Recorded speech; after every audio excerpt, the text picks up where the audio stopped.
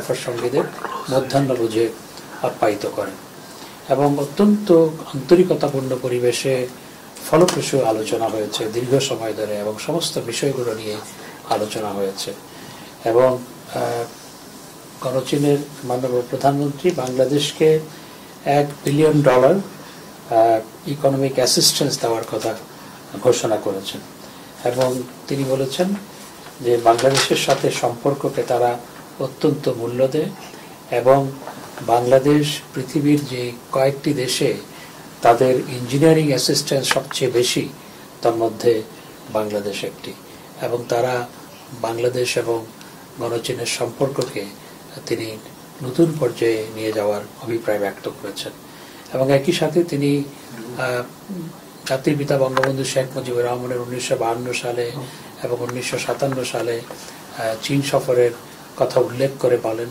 এরপর মাননীয় প্রধানমন্ত্রীর 6 বারের সফরের মাধ্যমে বাংলাদেশের সাথে চীনের যে গভীর সম্পর্ক স্থাপিত হয়েছে আগামী দিনগুলোতে এই সম্পর্ক আরো বিস্তৃত হবে এই মর্মে আশাবাদ ব্যক্ত করেন এবং আগামী বছর আপনারা জানেন যে বাংলাদেশ এবং চীনের মধ্যে ডিপ্লোম্যাটিক রিলেশনশিপের 50 বছর পূর্তি হতে যাচ্ছে সেই 50 বছর পূর্তি অনুষ্ঠানে মাননীয় প্রধানমন্ত্রী চীনের প্রধানমন্ত্রী রাষ্ট্রপতি সহ চীনের প্রধানমন্ত্রীকে বিশেষ করে এই বৈঠকে এবং অন্যান্যদেরকে বাংলাদেশে যাওয়ার আমন্ত্রণ জানিয়েছেন চীনের প্রধানমন্ত্রীকে সস্ত্রীক বাংলাদেশে যাওয়ার আমন্ত্রণ জানিয়েছেন এবং আগামী বছর 50 বছর পূর্তিটা যাতে আমরা বিফিটিং ম্যানারে মিনিংফুল ওয়েতে যাতে আমরা পালন করতে পারি সেটার উপর দুই নেতাই গুরুত্ব আরোপ করেছে এবং মাননীয় প্রধানমন্ত্রী এছাড়াও চীনের প্রধানমন্ত্রীর সাথে রোহিঙ্গা সমস্যা সমাধানে তাদের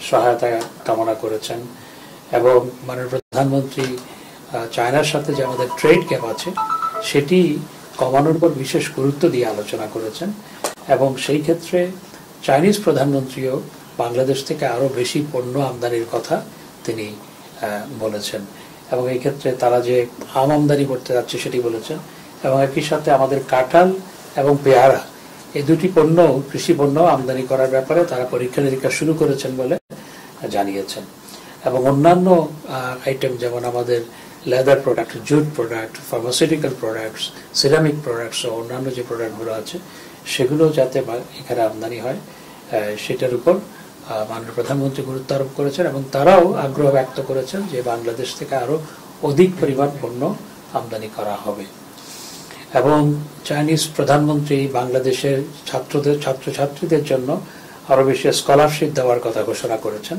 আরো বেশি পরিমাণে বর্তমানে যা আছে তার চেয়ে আরো বেশি পরিমাণে এবং একই সাথে বাংলাদেশে প্রয়োজনে যেহেতু অনেক মানুষ ব্যবসা বাণিজ্য এবং নানা ক্ষেত্রে এখন চায়নার সাথে আমাদের ব্যবসা বাণিজ্য পিপল টু পিপল কন্ট্যাক্ট বেড়েছে তিনি প্রয়োজনে বাংলাদেশে চায়না থেকে চাইনিজ ল্যাঙ্গুয়েজ টিচার পাঠানোর অভিপ্রায় ব্যক্ত করেছেন এবং একই সাথে অন্যান্য ক্ষেত্রেও ট্রেনিং দেওয়ার জন্য চায়না থেকে ট্রেনার বাংলাদেশে পাঠানোর ব্যাপারে আগ্রহ ব্যক্ত করেছেন ইন্টারন্যাশনাল ফোরামে আমরা অনেক ক্ষেত্রে আমাদের আইডেন্টিক্যাল পজিশন বিশ্ব শান্তি প্রতিষ্ঠায় আমরা এবং মানবতার কল্যাণে বিশ্ব শান্তি প্রতিষ্ঠায় এবং মানবতার কল্যাণে দুই দেশ একসাথে কাজ করার আগ্রহ ব্যক্ত করেছেন এবং আপনারা জানেন যে তিনি চায়নার বিভিন্ন ইন্ডাস্ট্রিয়াল পার্কের উদাহরণ দিয়ে বলেছেন আমাদের দেশে অর্থাৎ চায়নাতে চাইনিজ প্রধানমন্ত্রী গণচীনের মাননীয় প্রধানমন্ত্রী বলেছেন চায়নাতে অনেকগুলো ইন্ডাস্ট্রিয়াল পার্ক তারা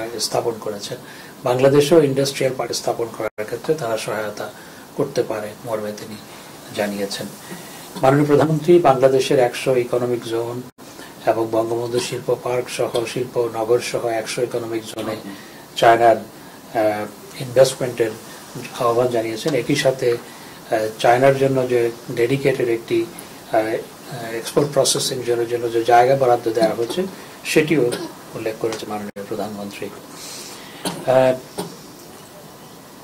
একই সাথে আরো অন্যান্য বিষয়গুলো আলোচনা হয়েছে এবং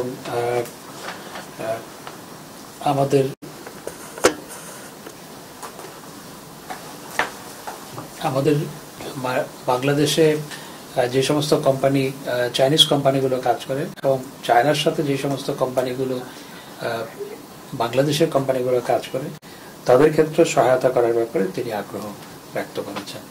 এবং মাননীয় প্রধানমন্ত্রী ব্রিক্সে বাংলাদেশের যে কোনোভাবে যে কোনো ফরম্যাটে, অর্থাৎ ব্রিক্স যেভাবেই সিদ্ধান্ত গ্রহণ করে যে কোনো ফরম্যাটে অন্তর্ভুক্তির কথা উল্লেখ করেছেন এবং চায়না এই ক্ষেত্রে সমর্থন করবে বলে জানিয়েছে।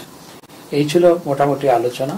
এবং একই সাথে মাননীয় প্রধানমন্ত্রী বাংলাদেশ যেহেতু 2026 সালে এলডিসি থেকে এমআইসিতে অর্থাৎ লিস্ট ডেভেলপ কান্ট্রি থেকে মিডল ইনকাম কান্ট্রিতে উন্নীত হতে যাচ্ছে অফিসিয়ালি, সেই ক্ষেত্রে আমরা যে ফ্যাসিলিটিসগুলো এখন এলডিসি কান্ট্রি হিসেবে এনজয় করি সেগুলো যাতে 2032 নিদেন পক্ষে 2029 সাল পর্যন্ত যাতে কন্টিনিউ করে সে ব্যাপারে চায়নার সহায়তা কামনা করেছেন।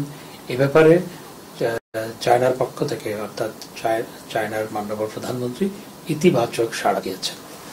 ধন্যবাদ। তবে আমি জানি যে আরেকটি বিষয় আপনাদের মাথায় ঘুরপাক খাচ্ছে। মাননীয় প্রধানমন্ত্রী দেশে ফেরত যাওয়ার কথা ছিল 11ই জুলাই, সেটি না হয়ে এখন মাননীয় প্রধানমন্ত্রী আজকে রাতে অর্থাৎ 10ই জুলাই রাত 10টায় তিনি বাংলাদেশের উদ্দেশ্যে চাইনিজ সময় রাত 10টায় বাংলাদেশের উদ্দেশ্যে রওনা হবেন। এতে কিন্তু তার অফিসিয়াল যে কর্মসূচি সেটির বিন্দুমাত্র হেরফের হয়নি। শুধুমাত্র রাত্রি যাপন করা ছিল, সেই রাত্রি যাপন না করে তিনি ঢাকায় ফেরত যাচ্ছেন। এটির কারণ হচ্ছে আপনারা হয়তো জানেন যে মাননীয় প্রধানমন্ত্রীর সাথে মাননীয় প্রধানমন্ত্রীর কন্যা সাইমা ওয়াজিদ পুতুল, যিনি WHO রিজিওনাল ডিরেক্টর, তিনিও আসার কথা ছিল, কিন্তু তিনি অসুস্থতার কারণে আসতে পারেননি শেষ মুহূর্তে। সকালবেলা তাকে, অর্থাৎ আমরা যেদিন ফ্লাই করলাম 8 তারিখ সকালবেলা, সেদিন অত্যন্ত অসুস্থ হয়ে পড়ার কারণে হঠাৎ করে তিনি আসতে পারেননি। তিনি এখনো অসুস্থ এবং মা হিসাবে মাননীয় প্রধানমন্ত্রী রাত্রি এখানে যাপন না করে সমস্ত সরকারি কর্মসূচি শেষ করে, অর্থাৎ প্রি শিডিউল সমস্ত কর্মসূচি শেষ করে তিনি রাত্রি এখানে যাপন না করে ঢাকায় ফেরত যাওয়ার সিদ্ধান্ত গ্রহণ করেছেন। এটির সাথে সরকারি কর্মসূচির কোনো হেরফের হয়নি আপনাদের জ্ঞাতার্থে। কারণ আমি অনলাইনে দেখতে পাচ্ছি এবং বিভিন্ন সংবাদ মাধ্যমে দেখতে পাচ্ছি যে হেডিং হচ্ছে বড় বড় যে মাননীয় প্রধানমন্ত্রী সফর সংক্ষিপ্ত করে চলে আসছেন। আসলে সফর সংক্ষিপ্ত নয়, উনি শুধু এখানে রাতটা যাপন করার কথা ছিল, সেটি না করে ঢাকায় তার অসুস্থ মেয়ের সাথে রাতে সময় দেওয়ার জন্য মা হিসাবে সেজন্য তিনি চলে যাচ্ছেন। ধন্যবাদ। আরেকটি প্রশ্ন, সেটি হচ্ছে, এই প্রশ্নটি ছিল যদিও আপনি উত্তর দিয়েছেন, ধন্যবাদ। আরেকটি প্রশ্ন সেটি হচ্ছে যে আমরা জানতাম যে এই সফরে সমঝোতা স্মারক সই হবে, কোনো চুক্তি হবে না। কতগুলো সমঝোতা স্মারক সই হয়েছে, কোনো চুক্তি সই হয়েছে? এটি একটি ভালো প্রশ্ন, যেটি আসলে ডিনারের লাঞ্চের আগে দ্বিপাক্ষিক বৈঠক শেষে কি হলো, আচ্ছা একটু দেখি স্যার।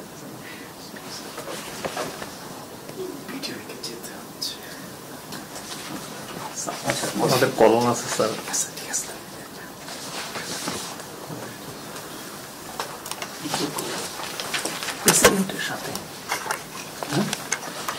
দ্বিপাক্ষিক বৈঠক শেষে মোট 21টি সমঝোতা স্মারক স্বাক্ষরিত হয়েছে এবং সেই সমঝোতা স্মারকগুলো অনেকগুলো কয়েকটি রিনিউ হয়েছে এবং অনেকগুলো নতুন সমঝোতা স্মারক স্বাক্ষরিত হয়েছে। During the MOU for boosting exchanges and cooperation between the এটা হয়নি অবশ্য। মোট 21টি সমঝোতা স্মারক স্বাক্ষরিত হয়েছে। আমি লিস্ট আপনাদেরকে দিয়ে দিচ্ছি, আমরা লিস্ট থেকে নিয়ে নিই। কোনো চুক্তি হয়নি, চুক্তি হয়নি, সমঝোতা স্মারক হয়েছে। শুধুমাত্র বাংলাদেশ আওয়ামী লীগের সাথে যে চাইনিজ কমিউনিস্ট পার্টির একটি সমঝোতা স্মারক রিনিউ হওয়ার কথা ছিল, সেটি যেহেতু বাংলাদেশ আওয়ামী লীগের একটি বড় প্রতিনিধি দল, উচ্চ পর্যায়ের প্রতিনিধি দল, প্রেসিডেন্ট মেম্বারের নেতৃত্বে খুব সহসা চায়না সফর করবেন, তখন সেটি স্বাক্ষরিত হবে। সেটি আমরা ঢাকায় আগেই জানিয়ে দিয়েছিলাম, চাইনিজ কর্তৃপক্ষকে আমরা আগেই জানিয়ে দিয়েছিলাম। সেটি বাদে বাকি পুরো 21টি আজকে স্বাক্ষরিত হয়েছে। প্রধানমন্ত্রী $1 বিলিয়ন কথা বলছিলেন, যে $1 বিলিয়ন আরএমবি। আচ্ছা আচ্ছা, ওই সেক্ষেত্রে মানে কোন কোন খাতে এই ব্যাপারে কি আসলে? সেটা প্রথমত চায়নার মাননীয় প্রধানমন্ত্রী বাংলাদেশের ইনফ্রাস্ট্রাকচার বিল্ড আপ করার ক্ষেত্রে তাদের যে প্রেজেন্স, এই পর্যন্ত তারা যে কাজগুলো করেছে সেগুলোর যেমন বর্ণনা করেছেন, ইনফ্রাস্ট্রাকচার বিল্ড আপের ক্ষেত্রে তাদের অব্যাহত সহযোগিতার কথা বলেছেন। সুতরাং এই আরএমবিটা আসলে আমাদের নিড অনুযায়ী সেটি ব্যবহার করা হবে। 1 বিলিয়ন, তার মানে স্যার 1 বিলিয়ন আরএমবি হচ্ছে ডলার। দরকার আছে, আমরা আমাদের মতো করে করতে ও কোনো এটা খরচে কোনো খাত নাই, সহায়তা। এটি সহায়তা। ঠিক আছে, সবই আসছে মোটামুটি। আর বিকেলে ব্রিফিং এর টাইম কি এখনো?